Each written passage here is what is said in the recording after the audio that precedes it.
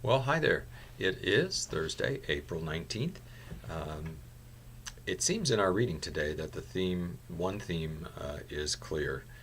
When God's hand is upon you, nothing can stop His will, and when God's not upon you, nothing you can do can change it and make it better.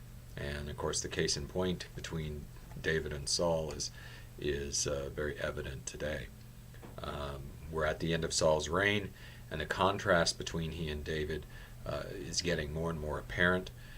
Just look at some of the events as we come to the end here.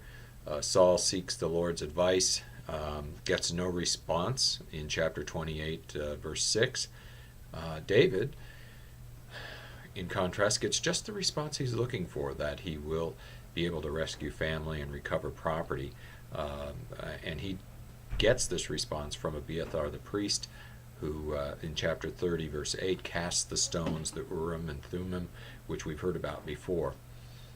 Saul, in desperation, then consults a medium against his own rules, and the witch at Endor summons Samuel, who then proceeds to tell Saul that he will be defeated in battle and that he and his sons will ultimately die on the battlefield. Contrast, David picks up a half-dead slave in the desert and gains invaluable information that leads ultimately to the rescue of his family and the recovery of all of his property. It's as though nothing Saul does goes right, and nothing David does goes wrong.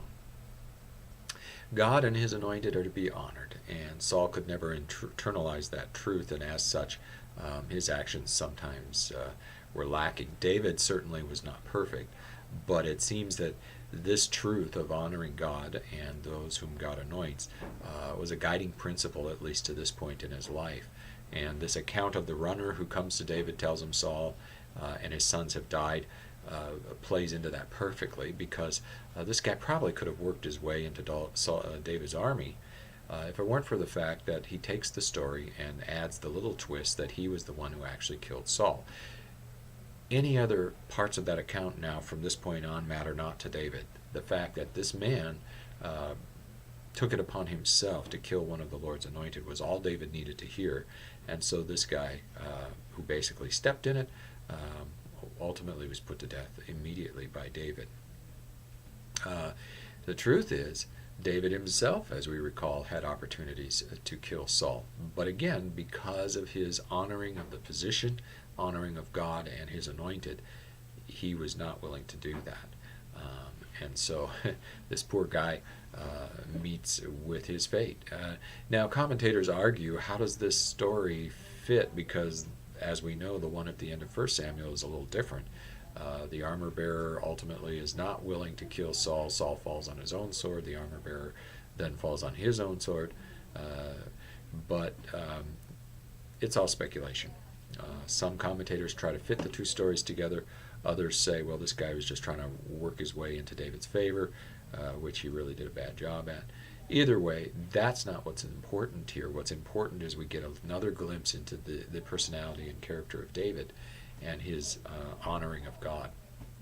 And then finally, to put kind of that exclamation point on God's sovereignty and on everything that has happened, David writes this lament, a beautiful lament upon the death of Saul, and in it we see this phrase, how the mighty have fallen. And we actually see it several times in verse 19, verse 25, and verse 27 of chapter 1 of 2 Samuel. He recounts the exploits of Saul and Jonathan and David side by side in battle, the glory days, so to speak. But in the end, we see Saul as a broken man who loses his family and himself on the battlefield.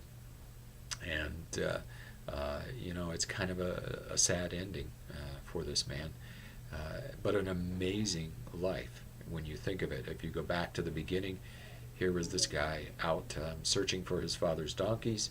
He winds up being king, wins many battles, has some highs, but also has many lows, and ends up dying on the battlefield. One final comment, though, as we continue to process through this theme that God's will is not thwarted and that he is now moving on, David now officially becomes king, if only of the tribe of Judah at this point. We're going to, as we have transitioned from judgeships into monarchy, we're now going to transition from this idea of tribes to a unified nation, and David is going to be the one who helps bring that about. So we'll look forward to it, and I pray you get ready for the ride, because it's going to be an exciting one as we move forward.